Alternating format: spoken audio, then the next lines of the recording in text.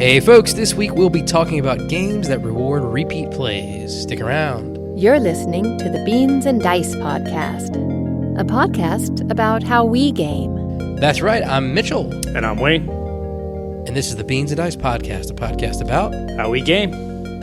Wayne, I can happily report that the board gaming scene, at least for Mitchell Prudhomme in southern Louisiana, has been hot lately. It is summer, so I'm off of work.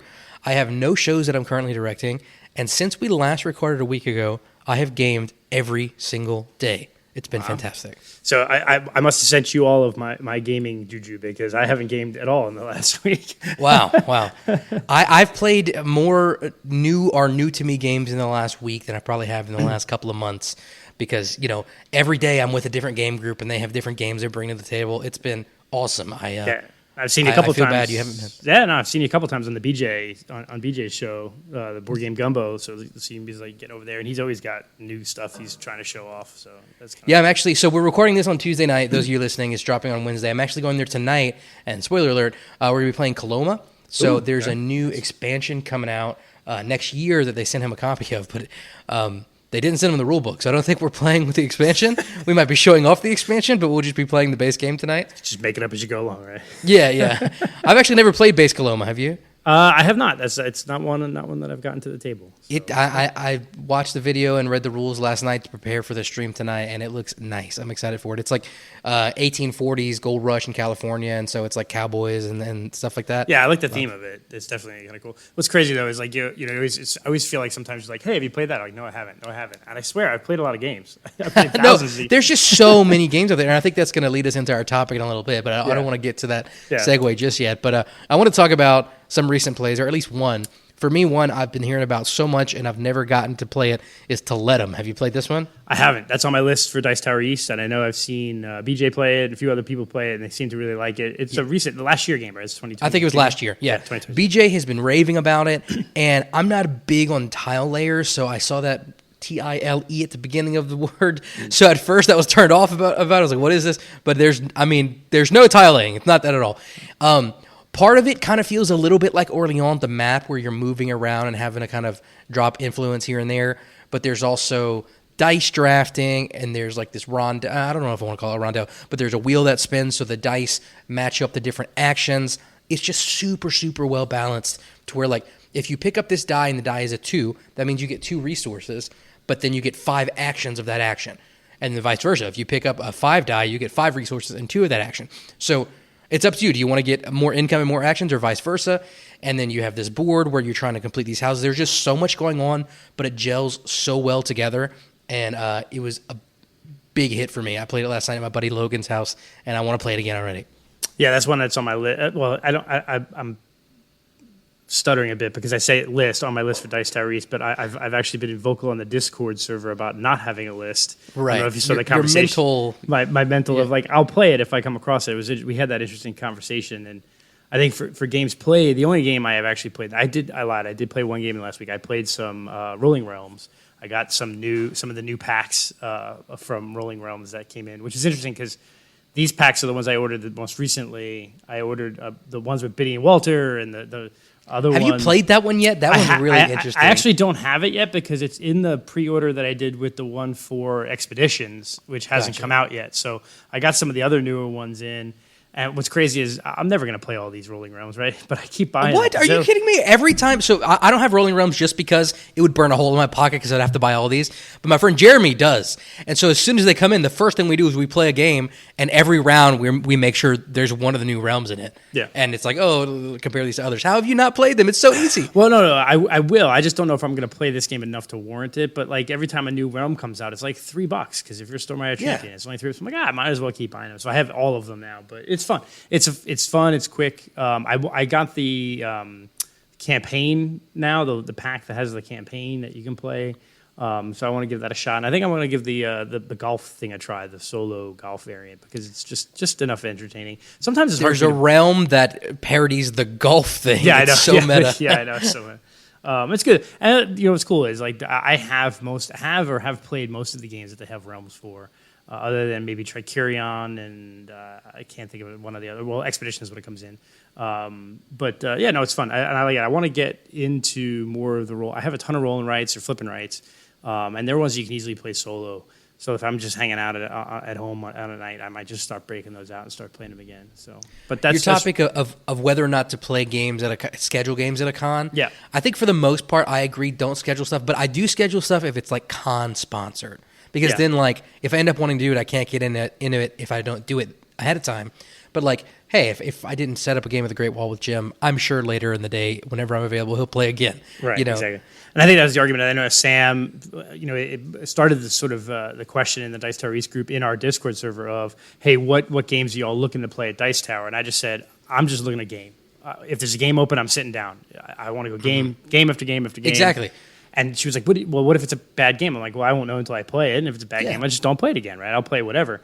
But, there are certain games that I have not yet played. I've not gotten, and I'm going to, people are going to yell at me I haven't gotten Arc Nova, Earth, Toledo, some of the ones from last year that were big games of the year to the table. And that's sort of par for the course for me is I don't necessarily get in and play the hotness all the time. You're like the opposite of Cult of the New. I kind of I have the old games that I play. I mean, I've been playing a lot of Stone Age and Le Havre and Marco Polo and those kind of things, which those are great games. And part of it too is I actually I like to, games that are hotness. If they're there next year, then great, I'll play it because that means it's that good of a game. But oftentimes the games that come out that are super hot and everyone's playing within a year, no one's talking about it. So. And if I do like it, then it's usually cheaper because it's been out a year. Yeah, so good if I want to pick it up. The 2 times I've gone to Dice Tower, I've gone with a list, and very little of those games get played, even if they have overlap with the other Beans and Dice people, because it's just like, we've got 6 people. Okay, let's find something 6 people can play. And now, okay, we got 2 people. What's a game that plays well at 2? And it's just like, unless you specifically plan it out, you're probably not going to play the games on your list, but I'm okay with that. Because you have to be kind of go with the flow to get in as many games. Me and Rob are the very same mentality. Whenever we wake up, we bring snacks. We might take a 15-minute break to go grab an official meal, and then we go until literally everybody else is passed out 2 in the morning. Yeah. And that's how you do it. You just go with the flow. Now, if I see a game I know I don't like, I'm not going to play that for the heck of it. But if I've never played it, sure. Yep, there's a table. I'm going to go. So I've done it, I haven't gone to a board game specific convention for a number of years because I'm a big Dragon Con guy, right? And so, but I used to go to Gen Con, and when we scheduled games, I'd schedule them for the morning, the first game, and then that's it because schedules get out of whack, right? I'm not going to schedule things, but even just the list of, hey, I want to play these games, that might then color my experience of the day or force me to go, well, okay, I'm standing around not gaming right now. I could go jump in this game right now and play it. Or I can wait an hour to get into that game of Earth I want to play, right? Because I got to wait for this other game to finish so that the group that's going to play Earth next is there. I don't want to waste any of that time. Like I'll eventually play Earth. I'll eventually play Toledo. I'll eventually play, Arc Nova and whatever. I'm just not going to force myself to say I have to play these 10 games during the con. If it happens, it happens. If not, I'll play it eventually anyway. I mean, I've played Earth on BGA and screwed around with Arc Nova on BGA, but I want to play them in person. At Gen Con, I mean, they have so much going on. What I did, I might have scheduled a couple things ahead of time just because it was the only time I went to Gen Con. I wasn't sure. But then what I would do is, anytime I wasn't immediately playing a game, before I would go look for one, I would just get on the app and be like, oh, look, in 5 minutes, this game's starting. And I could do it because there's so much going on. Yep. Not so much at Dice Tower East. It's more kind of just like a general play. But at a big con like Gen Con, you don't need to do it ahead of time, in my opinion. Yeah. And, we're going to be rolling into Dice Tower East with 20 or so Beans and Dice group people probably, or from the bigger group, Wesley Chapel group in the Tampa Bay. So there'll be people gaming all the time. But if people are sitting around gaming or whatever, I'm just walk the hall and I don't care. I just want a game, and if I see a random table with looking for player, I'm in. I'm just gonna sit. And I know Will has talked about that. Some of the Beans and Dice crew made me want to play only with the Beans and Dice crew. And Will's like, I'll go off and spend a half day just gaming with whoever, and I'll play that. So that's my general goal for Dice Tower East. I kind of split the difference a little bit. So exactly. If I see a teacher wanted, almost 100% of the time, if I'm free, I love teaching games. I'll go teach. If it's a player wanted, it kind of depends on the game.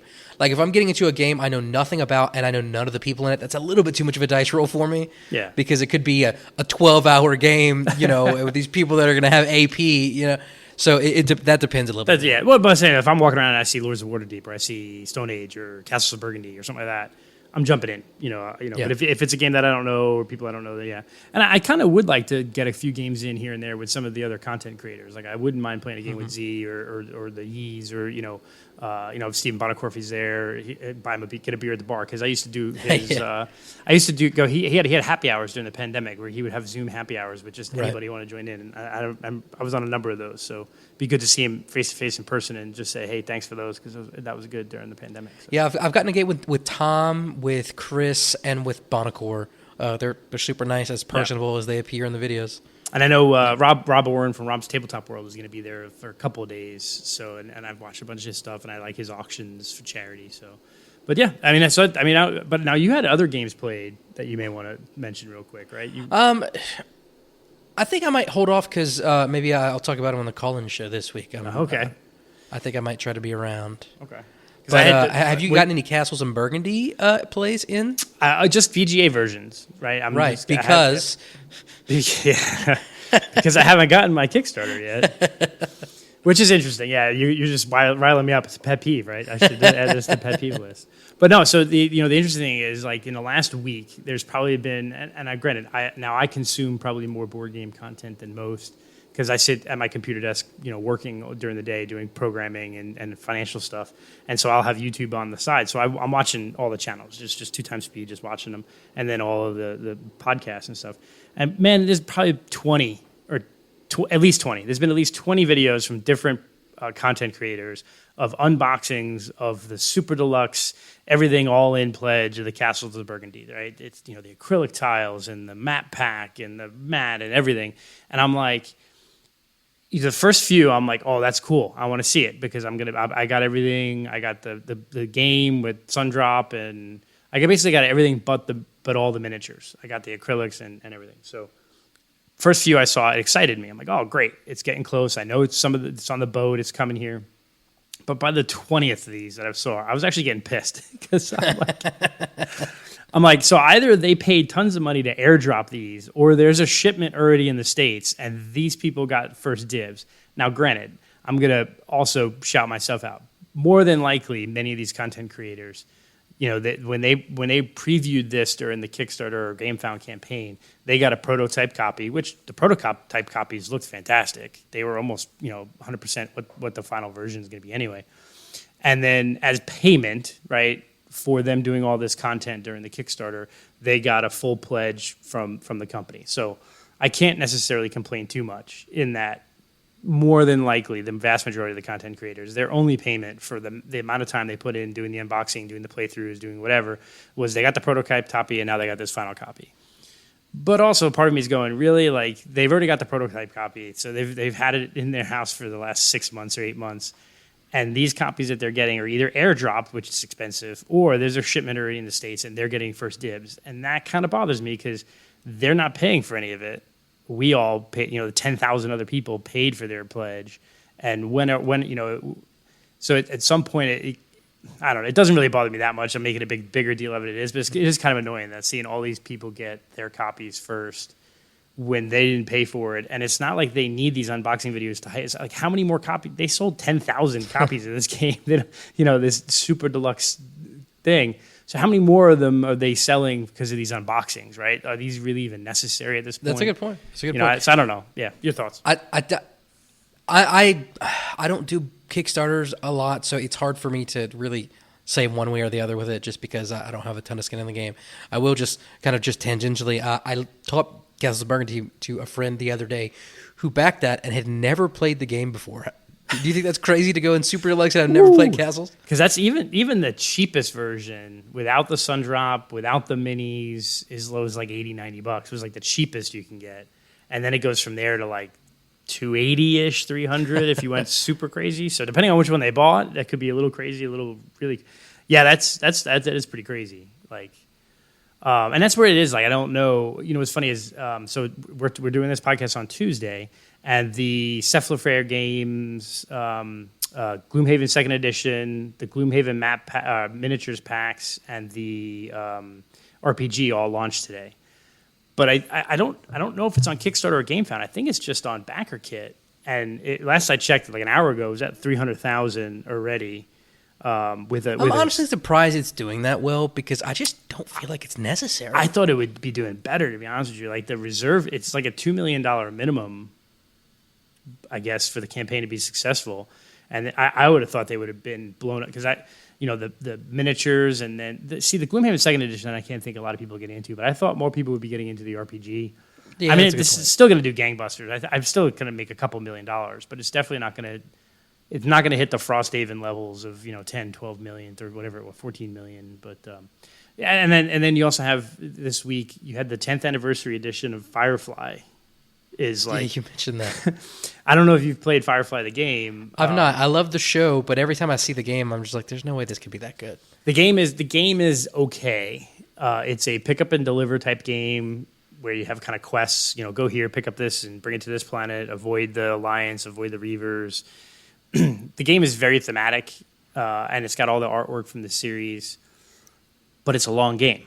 It's like, it's 2, 3, 4 hour long game. So it's just way too long of a game for what it is. So I can't imagine that I was surprised that there's that much of a demand for an all-in, everything ever produced, plus a new expansion to this game. And so it's almost like the Battlestar Galactica game in that the base game is already long, and then every expansion you add just adds so much more time to the game. So the same thing with Firefly. Like you give it the base map, and then each expansion adds to the map. So eventually you have this table hog that takes up like an 8-foot table.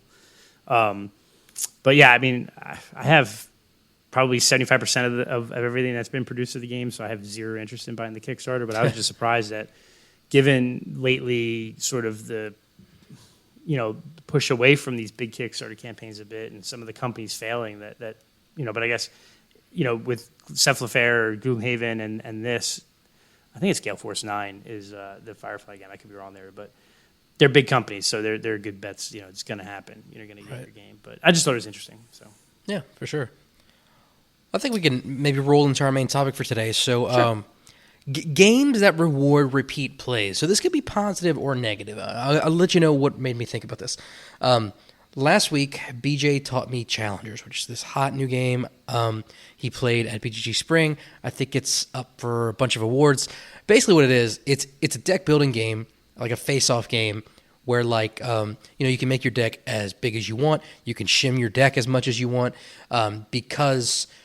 you play a card off the top of your deck, then your opponent plays a card, and then or maybe they have to play several cards to be that card, and it's just going back and forth, kind of like King of the Hill, until either one person runs out of cards or one person has discarded too many cards. There's I think maybe 7 slots, and if you have cards that repeat, then they stack in the slots, so you kind of don't want to diversify your deck too much, and then at the end of every round, everybody can draft X number of cards, and you keep going, and it's tournament style, so it's set up to where it's very quick. You play 7 games and you switch around with other people and all that. And the mechanics are super simple. I learned them super easily. But I had only played that game one time. There are so many cards that there was no way I was going to do well. And don't get me wrong, BJ, I know you listen. I liked the game. I didn't expect, and I wasn't upset that I didn't win or anything, but it's just like me and Jeremy who were playing, I don't think we had any shot against Jared and BJ who had played it several times because they had learned the game.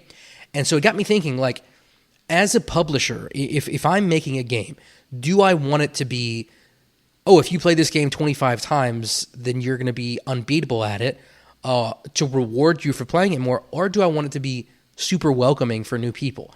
And so initially I was just thinking of this in terms of cards. There are some games where, maybe it's 15 or so cards and there's just duplicates of them. There are other games, like Terraforming Mars, every single card is different. And there's just no way to learn the strategy. I played Smash Up for the first time this past week. Same idea. Hundreds, probably thousands of cards. And it can get a little overwhelming when you're just looking at all these cards that are out. And it's like, I don't even know which one to pick. I have to read an encyclopedia on each one to know what's going on. But it's not just with cards. It's with mechanics as well. And I think it depends on if you're in the industry or if you're looking at it from a gamer's perspective on whether or not you think this is a good thing. What are your thoughts, Wayne? I'll start with the card game thing that you're describing, the first thing, and that reminds me of Magic, right? So Magic the Gathering has been out for 20-something years now, and there are people who play Magic and they know every card and every set and they know all the intricacies. And so if you want to get into Magic, or like my kid was getting into Pokemon, good luck. right? You're going to show up at these tournaments, and there are people there that are just going to smash you because they know every card. And that's where, like, the Commander deck came in, right? So Magic, I don't know if you're familiar with the Commander decks, but, like, Magic the Gathering has the pre-built decks, and Pokemon has the same thing, where they have these pre-built decks that focus on a character. You could just buy it. You know that this is a very well-balanced, it's a good deck, it's a good way to learn, and you have those introductory games. And so that kind of brings me also to, like let's throw up Terraforming Mars. I really like Terraforming Mars. I played it a couple of times, but I've only played it 3 or 4 times, right? 3 times. I played like 3 times. I don't know all the cards. I don't know all the synergies. So if I'm sitting there playing with people that have played the game 25 times, they're at a distinct advantage over me because they just know the game better, right? And I think there's a lot of games like that nowadays, and that's sort of where you get into these heavy games and these big box games from Kickstarter too that, you know, it's the lifestyle games, right, in some respect, because you have to play it. You know, like there's I've been playing a decent amount of Tapestry, played it in person for the first time, played it a bunch on BGA, and I can see where learning the sequence of moves. Same thing with Scythe, right? When we were getting into Scythe last year, there was a video of that guy who played like, I don't know, 10,000 games of Scythe, it seems like, right? He was like, plays it online, he plays it in person, he's won all these tournaments, and like he like had videos where he showed like, well, if you're this faction with these boards, these are the first 10 moves you have to do. And it gets also to like Puerto Rico, where the game is that fun. You know, like if I like Puerto Rico, I've played it a bunch over the last 15, 20 years, but I don't know you have to do this, and if this person does this, then you do this. Where like you can sit down at a table with people that really know the game, and they'll be like, "All like, oh, really? You just gave the game to Mitchell in the first turn because you didn't do this move." I'm like, "Really, dude?" I'm like, "I'm out. Tap me out right there," because like I don't. There's just so many games. So how do you get that good at all of the games, or do you have to pick one or two?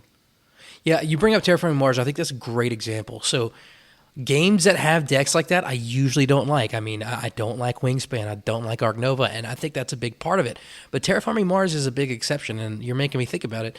So I like Terraforming Mars, and it does have a big deck, especially if you have the expansions. But back in the day, Terraforming Mars was my lifestyle game. I played that game all the time. I knew all the cards, and I think that's why I was okay with this big deck, because I knew what to expect. But, I mean, you know, that's a big complaint for Arc Nova. It's like you're never going to get through all these cards, so you don't know what's going to come up. And, you know, that's kind of getting into the territory of what I don't like about, say, like narrative games. I've been very clear I don't like narrative games because, like, I like to know at the outset, this is the set of expectations, this is what could happen. Yeah, there might be some dice rolls in there that randomize things, but I know what to expect. But until I've learned that whole deck, I don't know what to expect. So I'll use Toletum as an example. So my buddy Logan taught me Toletum last night, and I'm not trying to toot my own horn, but like I was able to win. It was a very complicated game. There were a lot of things, but I could see everything that could be done and what needed to be done. And yeah, there may be some tile flips that'll change things, but I have 99% of the information there, and so I can make a plan. Whenever I have 1,000 cards, and they could be anything, you know, I can't plan for that.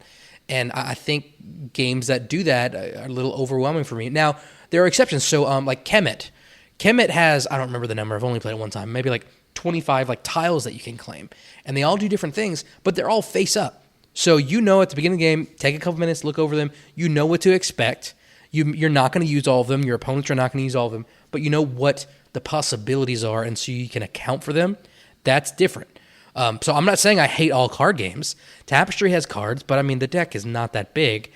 You can and a lot of the cards do similar things, so you can know what to expect. Yep. Well, I think, you know, like using Arc Nova as an example, I haven't played it in person yet, but you know, some of the complaint that like Rob and Carlos and some of the other guys have had is, you know, with a giant deck, you may be going down a strategy of looking for a specific type of card or a specific, you know, zoo part or animal or whatever, and then it just doesn't come up because the deck is so big, right? And you know, so some of those games with all unique cards, how quickly can you change? I think where the game may fall apart sometimes is if you can't change strategy quick enough to still score points. If you pick a strategy and the cards you're looking for just are never coming out, and there's no way to mill through that deck or search through that deck, that's an issue, right? You're not going to be able to, you know, find the cards you're looking for. And then conversely, like I think, like you don't like Wingspan, and even I'm even to the point now too. Like when I play Wingspan, I have all the cards. I don't put them all in. I use just the expansion cards, or I use just the base cards, or maybe one expansion and base cards. But they have that Swift Start pack that he came out with a year or two ago, which basically has like 10 bird cards in it, and you give them out to the players, and it's like, here's your starting birds, here's your ability to, here's how you start the first couple of turns and teach you how to do it, right? So it's almost like that commander deck. And I think that would be an interesting concept too, is in games like Ark Nova, in games like Terraforming Mars or whatever, have a setup where it's, you pull 30 or 40 cards out, and those are the cards you play with, because it's like not even the intro game. It's like, if you want to have a game where you know that the cards you're looking through are going to, come up in some order, play with half the deck instead of the full deck, and play with cards numbered 1 through 45 or 1 through 100 first, or something like that. Some way to like make it a little less random as to what cards you're getting. Yeah, and I think it even just in terms of like comfort, like so Terraforming Mars, that same example I used, that became a lifestyle game for me. I could draw my cards at the beginning of a new generation, and I don't have to read the text. I see the picture and I know exactly what it means. That's another thing that's overwhelming for me as well. Not just the fact of having to decide what to do and not knowing what could be coming, but just like the time it takes not only to read these, but to understand them. And then I got to read this one, and how's this one going to go with that one? And I just think in general, from a player's perspective, I think most players would probably agree. And I mean, maybe there's some masochists out there that want to challenge themselves, but I'm wondering, what are your thoughts from a publisher's perspective? Do you think a publisher wants players to feel like they need to play their game more to get good at it, and they like that hurdle? Or do you think they would want it to be more welcoming to newbies? Obviously, in a perfect world, they could have both, right? But you can't, in my opinion. So which one do you think they prefer? I don't think they care either way. Right? No, I mean, I don't think a publisher cares whether you play their game 25 times or once, because you bought it, right? Now, right. If they have plans for tons of expansions and future things, then yeah, they want you playing the game because they want you buying the expansions. But really, like, once you've bought the game, they're I'm not trying to say they're almost done, but they're almost done, right? Okay, you bought a game. You're right. And I think the bloated deck thing that we're seeing in some of these games, like Ark Nova, like Earth, whatever, is a marketing ploy. You get 500 unique cards in this game, so you got to buy it, right? And it doesn't necessarily talk. And I think that's where you get like, any review I've heard of Ark Nova, of Terraforming Mars, of Earth, they're all generally positive. They're all like, these are good games, right? But all of them go too long, right? Most people. Now, I'm sure some people would love Terraforming Mars games that take 3 hours, 4 hours to play, and you not build up. Yeah, but I think all of these games fall down. All the modern hits, right? These are more modern hits, right? They fall down because of this game bloat. Because of this, right? If you had Earth or Ark Nova or Terraforming Mars produced 10 or 15 years ago from Feld and Knizia, look at the games that were popular. They didn't have those kind of huge decks. Yeah, I don't think it would have hit. It wouldn't have hit. You've got, look at Stone Age. Look at, I don't know, just throwing out various games. But you don't see that craziness as much. Now, you did see it a little bit, but I think that game bloat is part of just the where the industry has gone as far as to sell games. If you can say you have 500 unique cards in this game, it's a selling point, even though it may not for some be. people anyway. For some people, yeah. But so the problem I'm thinking about is not just do you have to play this game over and over again to learn all the cards, but whoever's in your game group does too, because if not, it's not going to be fun for one of you guys. So Terraforming Mars, same example. It was my lifestyle game. I had a buddy that we would play that game all the time. We'd play 4 back-to-back. And I kind of stopped gaming with him just because he only ever wanted to play Terraforming Mars, and I got a little burnt out on it. But nowadays, if I game with him and he's like, hey, let's play out Terraforming Mars, for me, it's not fun anymore because he kept all these years, he's only been playing Terraforming Mars, and he will wipe the floor with me. Right. And I don't mind getting wiped the floor with, but if it's we know from turn 0 that I'm going to lose, that's not as fun, Yeah, and I guess that's it too. Is it deterministic, and if there's a difference, I think, between somebody who just groks a game, right? They for some reason this is just their game and they're just really good at it.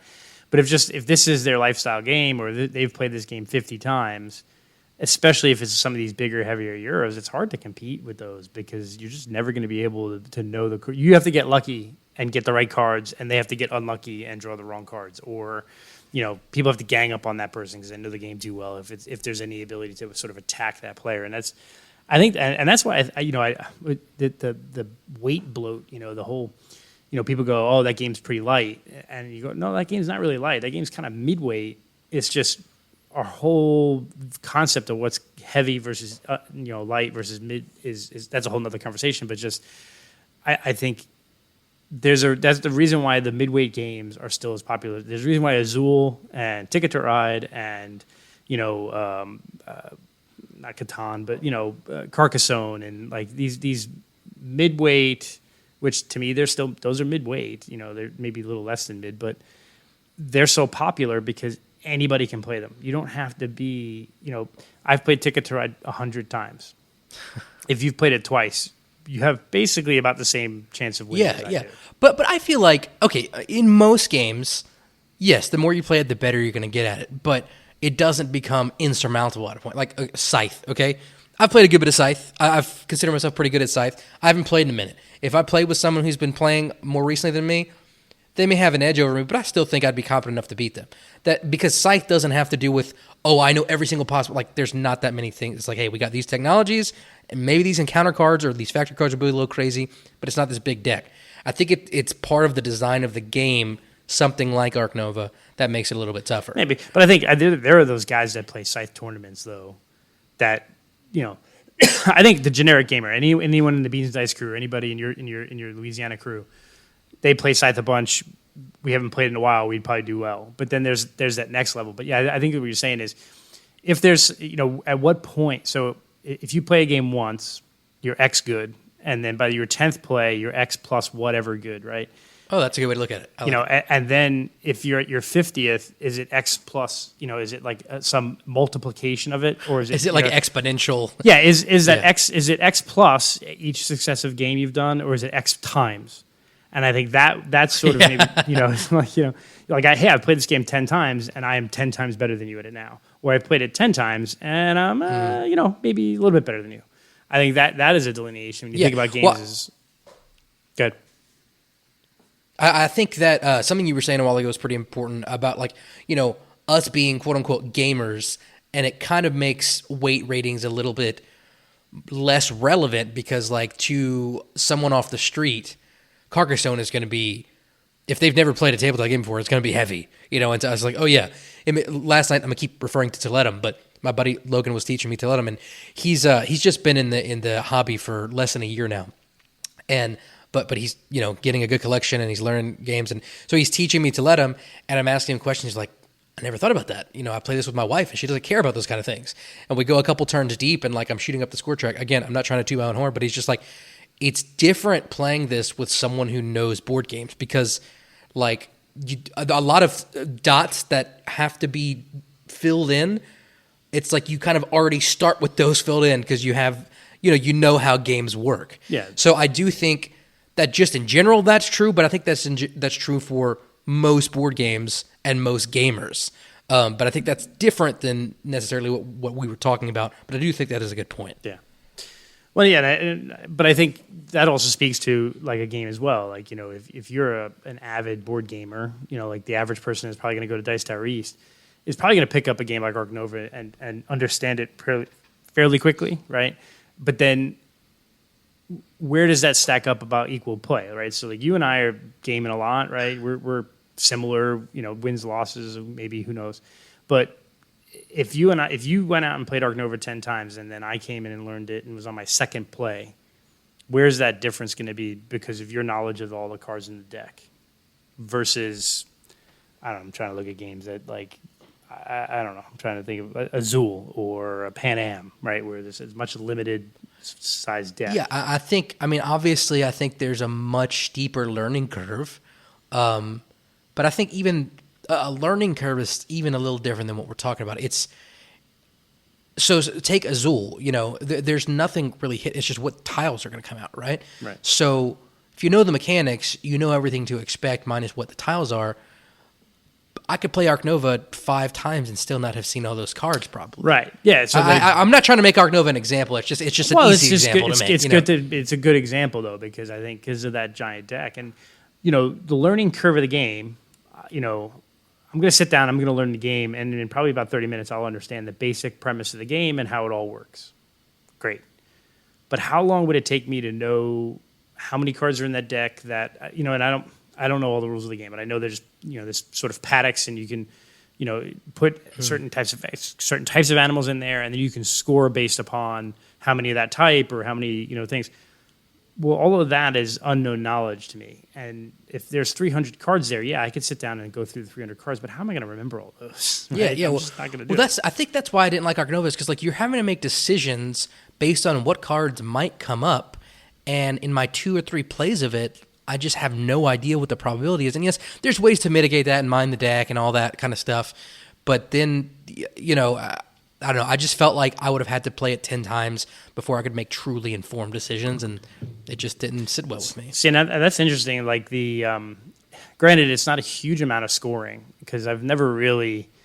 It's very rare that I've won a game of Wingspan or lost a game of Wingspan on those bonus objectives, right? Oh yeah, they have the percentage, but they have the percentages on. Yeah, that's there, right? nice. So that's nice. But what would be interesting too is take those percentages even further. And we know that there are certain birds that have in between round actions or laying actions or hunting actions and whatever. What are all the percentages of those, right? Or in Ark Nova, what are the various percentages of animals, of pens, of whatever? And if you had a cheat sheet or a player aid that showed you the percentages, that would help. That would mitigate a lot of what we're complaining about. Actually, right. That's a great idea. I don't know why more companies don't do that. Yeah, I mean, leave it to Jamie Stegmaier to lead the way. Yeah. But he's never done that before. It would be interesting because you don't see that in very many games. Yeah. I can't think of another game that shows you the percentage of cards that fulfill that objective in the deck. I mean, it would cause problems with expansions, but I mean, they can always asterisk that, Yeah, but I think actually what he's done though is I've heard him say that even in the expansions they tried to keep the percentages the same, about the same, give or take. Yeah, that's some extra work then. Yeah, but I think it's worth it. Yeah, I mean, and the fact that other companies haven't done it, I maybe just solidifies what you were saying, that maybe they don't care.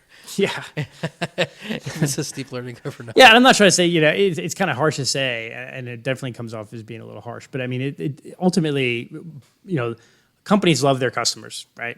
But bottom line, they love their customers because customers buy product, and once you buy the product and you're happy with it, then okay, moving on, right? I'm either going to move on to a new game or a new expansion. I'm sure that they want it to be accessible so that you trust them to buy future games to an extent, Right.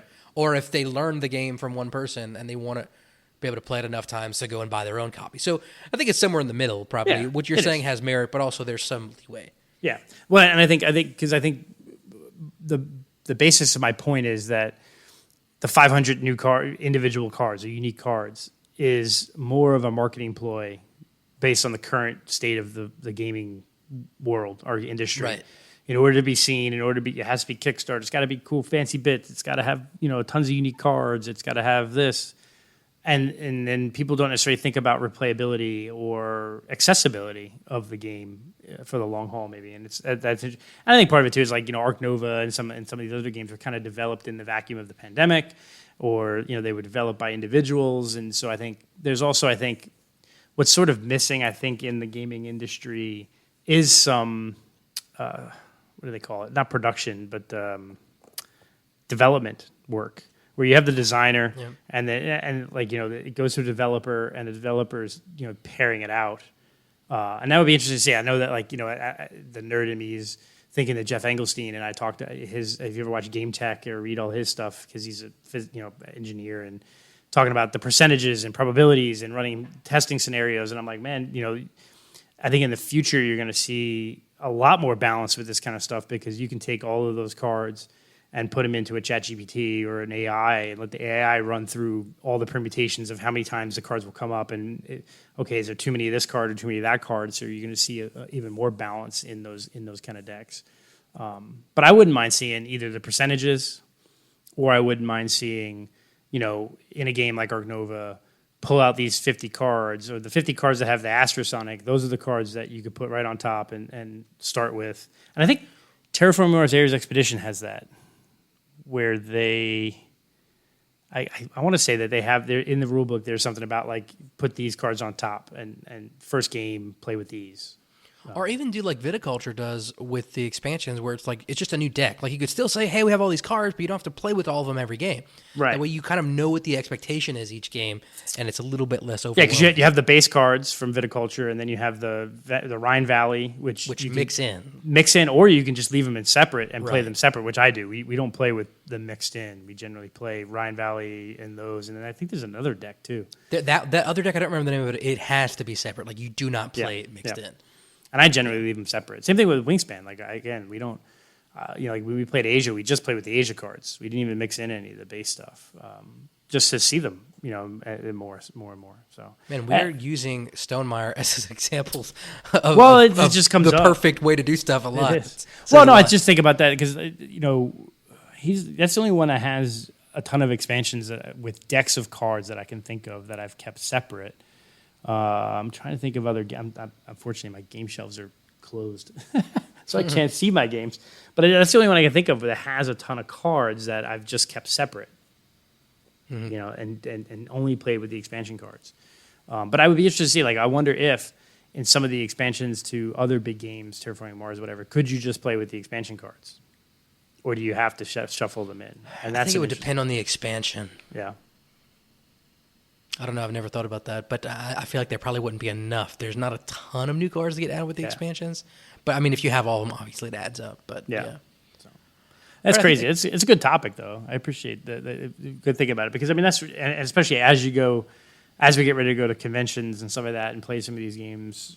Sometimes for the first time, you have to temper your expectations and realize that you're probably going to sit at tables with people that know the games better than you, and there are some games that just benefit from multiple plays. Oh, I'm looking at my shelf right here, and I just thought of a good example, Red Rising. I don't think you've played that one yet, have you?